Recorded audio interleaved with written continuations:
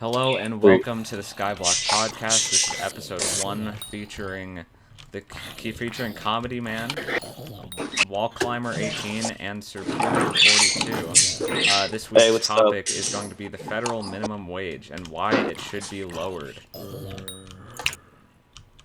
I'd like to start off on this. I'm in case as in the introduction, my name is Wallclimber18. My YouTube name is Rafael Carlos. I haven't made the channel yet, but it's up and coming. It's going to be big. He's I blowing wanted to up. talk. I wanted to talk about since I recently moved to a state where the federal minimum wage is the minimum wage, like $7.25 an hour. I've been very deeply considering which job I was going to go into, considering like Chick-fil-A has like a company minimum wage of like $10. That'd be like $3 an hour extra. So I feel that like this federal minimum wage is like it's pushing people to get like better jobs. You know what I'm saying? You know what I'm saying, Giganator? Right, yeah, I agree. They In my recently opinion, tried to vote on increasing the federal minimum wage to $15, and the vote didn't pass. But I can what see why. about Like $15? Is it too high? I can. Oh, I can see like in the position of Congress, you're effectively doubling their spending on like. Well, I don't know why. Because if that was the federal minimum wage, they just get more taxes. Because it's not the federal government that's paying the minimum wage. Because if you're working for the federal government, you're making more than minimum wage. That's just a fact. Unless like you're Canada or something for like a public highway. But I'm thinking more in terms of like FBI, law enforcement, firefighters. They don't get paid all that well, but it's not $7 an hour. Right. So I don't know why they wouldn't pass the $15 an hour. I guess I don't know. Maybe the billionaires they get the most money from in taxes. They're all like, "Hey, we don't want that to happen." I mean, it's interesting because we've seen people on both sides, like both political parties, in support of the federal minimum wage, and yet there are still several votes against it. And I believe it was a specific member of the Democratic Party. I do not remember her name, but she had actually like previously shown support for it, but voted against it very publicly. It definitely is. It's kind of concerning how the House of Representatives handles their I guess stuff. Because yeah, you're representing your state, like according to the population, but you're not the total population. You're not the average. If you're a House of Representatives person, you're not working minimum wage and like you're not doing a blue collar job. You're a white collar. You're working in offices, so you really can't like accurately depict your state if you're a congresswoman or congressman. Right. Yeah, I think, that could be an issue of public representation in governmental affairs. I guess that's why it didn't pass because I feel like if it was properly represented, like the majority of people aren't like people that. Well, actually, no. Alright, I'm back. What do I do? Hi, we're talking about We're talking minimum about the wages. federal minimum wage. Oh, you bridged.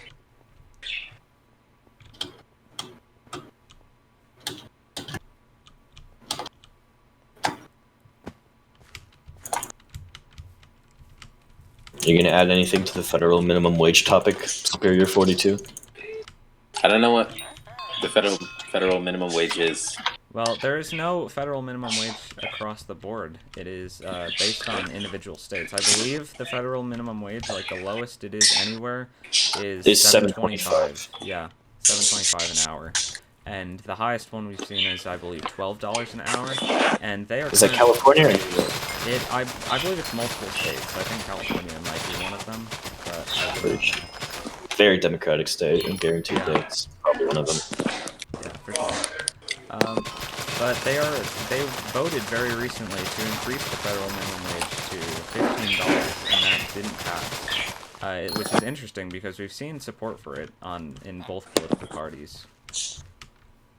But we're discussing whether it would be a good idea to raise the federal minimum wage all the way up to $15, more than doubling what it is currently. I think you gotta take small steps at that point. If I went up to someone and like said, "Hey, you pay 30% federal tax? What if I want you to pay 60% federal tax? The people would be like absolutely outraged. Well, you got to reverse the roles. Imagine if we go to the government and say, "Hey, you have to double the amount you require to be paid." Right, certainly, yeah. Governmental spending is certainly an issue. I know that the federal budget would definitely be a major factor in this decision. Yeah, and so much is already diverted to spending. It's kind of crazy. Yeah, and I know one concern is it is like pushing people to focus in on certain jobs. I wonder what effect that has on the overall job market, right? Because if jobs are offering minimum wage and similar jobs would be offering a higher minimum wage across the company, is that an incentive for companies to pay their workers more to drive up the rates Yeah, of I'm pretty sure it employment? is because like if you take it for like let's say the stock market, not more like the open market, I would say. If you sell an item, if you're selling an item, let's say you're selling an item for $10, and then later someone else sells the item for $9, they're not going to buy your $10 item because they've seen someone else selling it for $9. Right. So they're gonna wait a little bit, and then you're gonna like your sales are gonna get lowered. So then okay, you might compromise. Okay, fine, we'll go down to $9.75. And you're fine. All right, I guess that's as far as we're gonna go. We do need the item immediately, so we'll go for the item. Then someone says, "Oh, they're selling it for $9.75. I guess I can sell it for $8.75." And they're all like, "What the hell? We're not gonna buy it until it's $8.75." And then the price repeats until it gets lowered, or until no one's willing to sell it for under market price. I believe it all boils down to like whether the consumer is being treated fairly, whether the workers are being treated fairly, and the same goes for the corporations themselves. Because as long as every individual is benefiting from it, then that's really all we can ask for. But the issue is like how much we're benefiting, right? And whether one group is benefiting a lot more than the others. And I believe yeah. that controls a lot of like supply and demand, like topics like that. Well, yeah, in that sense, like you're talking about benefiting, every single law is it's a battle. It's like tug of war between the benefits and the downsides. Like with every single argument, there's a benefit and there's a downside. Some are easier, some are harder. Let's say murder. If you allow murder, the benefit is you're going to have to divert less spending to law enforcement to enforce the no murder rule, if there is not a no murder rule. But obviously, the downside is there's going to be murder. So that's quite easy. It's the benefit of like not having to spend money on police force definitely does not outweigh it doesn't outweigh the cost of murder. Right, right. If you understand what I'm saying, I'm kind of talking loosely here. Yeah, of course. And then there's obviously harder things like increasing the federal minimum wage. What's the benefit? What's the sacrifice? Is it worth it? And personally, I think it is, considering I'm a 16-year-old kid who can only get a job at like local businesses who don't really want to pay a higher than minimum wage. Yeah, I'm wondering, like, over time, do you think the market would balance out? Like, with considering factors like pay and profit of a company and factors like the government, like, would that even out over time, or would it, like, as we see historically, with examples like in the early 1900s when working conditions were massively favoring the corporations over anyone else? Do we think that historical trend would continue, or is it possible that we can continue to see that balance achieved over time? Well, again, it really depends on, like you said, like, will the market balance out? It all depends on what is on the market at the time. Like, what's popping on the market. If you have like, will the market balance out if there's so this guy's selling literal dog shit, and this guy's selling like an apple. Like, no one's ever gonna buy the dog shit, so it's not gonna balance out with the apple. You'll never get those two equal. So it can't, like, if you try and balance something that's like 400 pounds versus something that's like 10 pounds, it's gonna be very difficult to balance it. Like in a physical, like a physical representation of this argument. Right. Well, I think the issue here is sort of shifting to the market itself rather than like employment. And I think the real question is like, how does it affect employment at different job opportunities, different levels? Like, if companies are raising their individual minimum wages in order to attract possible workers, would that be enough to allow for like a federal minimum wage to not be necessary, so as to drive up more competition in the economy while still benefiting workers? Or will we continue to see labor not supporting the average like American lifestyle? Well, I think the thing that caught my ear was the federal minimum wage not being needed. I think it's always going to be needed. I think there's definitely going to be some states that doesn't like fully care. Like out of the 50 states, there's probably going to be one that says, "Hey, there's not going to there's just not going to be a minimum wage." And I think over like tens of years, that would eventually, like, you would see, okay, it's social suicide, and you're not going to get any employees if you pay them like $2 an hour. It'd take quite a while for them to realize that, but we don't have that time. So that's what got. And then what was your other question in that statement? Well, we were talking about like, is authority in the minimum wage, like, how necessary is that? Like, could the average American be supported over time if the market evens out with companies paying more to workers so that they work at their specific establishments? And I think it does 100% need to be regulated, in the sense that, does it need to be like overseen? If that is what you were trying to go for, I'm pretty sure it was. Well, I'm sure. Well, obviously it does need to be overseen, but the question is, going back to like the current topical issue of, you know, do we need it to be regulated so much that we more than double the current federal minimum wage, or will it even out automatically, like, over time if we continue to allow it? Like, well, I think it would even out, but it would even out, but I don't think that's the issue. I think the main issue that the federal minimum wage is being doubled is that, like, there's people like in New York City, like you go to a McDonald's in New York City, they get paid minimum wage to the McDonald's in New York City. They don't live in New York City. They cannot afford to live in New York City. So, and then not even in surrounding areas. They probably have to wake up at 5 a.m. just to get to their job starts at 9 because they live like 4 hours out. Like, even for cops, that they're not paid well, but they're not paid minimum wage either. They still have to live outside of New York City if they're an NYPD police officer.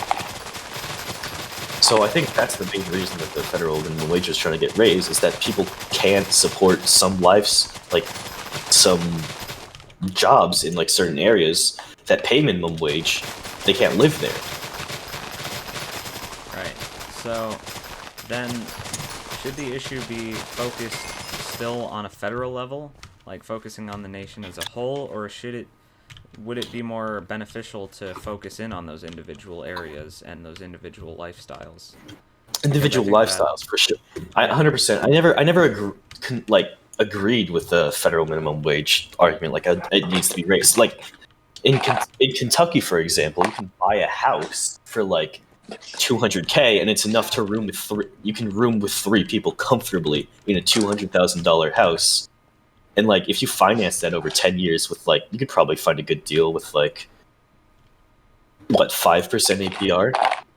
That's like, it's like $20,000. Divide that by 3, somewhere around like $7K-ish per year. Divide that again per month. You're paying less than $1,000 a month to live in like a 2,000 square foot house. So that's for an example in Kentucky. That's where that lies. So you don't need a $15 an hour minimum wage in some places that you could just do that in. But in New York, in which you have to be making substantially over the minimum wage just to even live there, I think in New York State it should be raised so that people could live closer to New York City, not necessarily in New York City, because the minimum wage would have to be raised substantially for that to come into effect, but just like closer. So, yeah, I agree. I think a federal minimum wage would not really be effective. It would continue to make it so that some areas are better to live in than others. I think we should focus on equality across the board, increasing the minimum wage in areas where it needs to be increased, specifically like urban areas, I think would be a great place to target first. And I think that would end up being a much more effective solution than just increasing it overall, since that would have massive effects on the economy and the way that the corporations and the government spend. Yeah, because like if you increase it to $15 in some states, like some states they just don't get as much money as other states for like local and small businesses. So if you make them pay, if you base it off of the if you base it off the extreme, you just can't base it off the extreme. You got to base it off of you got to take both extremes into consideration. If you base it off of one, you're absolutely slaughtering the other. Right. So I think it definitely needs to be state centered. Like don't force other people don't force other people into living your lifestyle even though they don't. Yeah, exactly. All right. Well, does anyone have anything else to add on this topic? Not really for the federal minimum wage. No, I think we've cleared it all up. Right, I mean, I yeah, guess. agree. I mean, I guess there's this. I don't know if you've heard, but there's this virus going around involved that could affect it. We should probably talk about this virus. We should talk about the virus. Yeah. I don't think many people have been talking about it. Well, I think it's sort of. I mean, I think the common consensus is that it's coming to an end. I mean, we're seeing vaccines appear, and we're seeing a lot of changes, a lot of developments around this. They're trying to reopen schools across the nation, and this affects me personally. They're trying to reopen my school within the next, I believe, about a month. And, dude, is this gonna work out soon? Because I think if it's actually gonna work out, everything's gonna reopen soon, then I think it might not have as big of an effect. But if things are going to remain closed, if the rates are going to spike up again, if things reopen too quickly, then it certainly will continue to be a factor in the everyday life. Absolutely. I think there's really nothing that needs to be added to that. In that, I mean, I guess it could be, but I don't know. I think that just perfectly sums it up. Right. And if you want to talk about like another aspect of this. Like just something that crossed my mind when we were talking about it, the virus itself, is that if you're making $7 an hour, what's the likeliness you're gonna have like a Zoom setup ready? Right.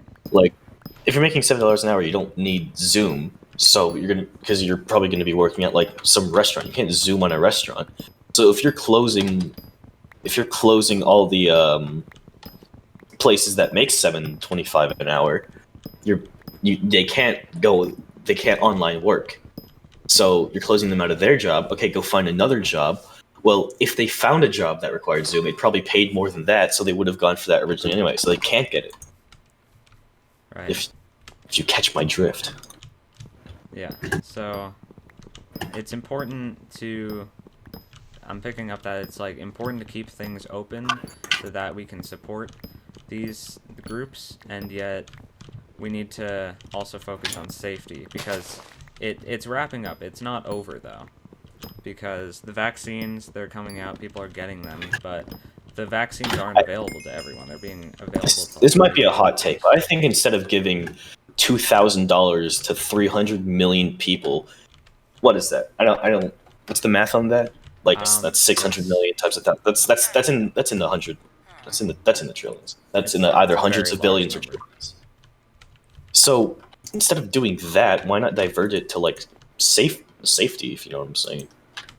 Yeah, divert it to safety measures. Divert it to actually keeping the jobs open. Like if you could spend that money to figure out a way how to keep jobs open, you're gonna do two things. You're gonna keep the money coming in, so you don't need to give them $2,000. And two, you're gonna help contribute to the American society. That's why they're getting paid. Right. Yeah. So The main reason that the stimulus checks were given out was to, stimulate the economy so that people would spend that money on the economy and get it flowing again. But if the government had spent that money on making different jobs more safe for people, then consumers would be able to go out and spend what money they have and to make money while still staying safe. yeah, and if they're making money, then that means they're obviously doing something that contributes to the economy in a beneficial way. Right. Which most likely, in turn, it means someone else is going to be making money. So it's not just like giving away money; it's just like, as I said earlier, just furthering and developing the economy. Right. I mean, yeah, that pretty much sums it up. Yeah, I think that about wraps it up. So I guess thank you for listening to the first episode of the Skyblock podcast. We've made some good progress. I think I'm forging level 7. You guys are about combat level 5, right? I hope you guys So good progress. We talked a lot about Skyblock, a lot of new knowledge. Hope you guys learned something about Skyblock from this podcast. And maybe tomorrow we'll be in Young Dragon armor. Who knows? Yeah, we probably. could.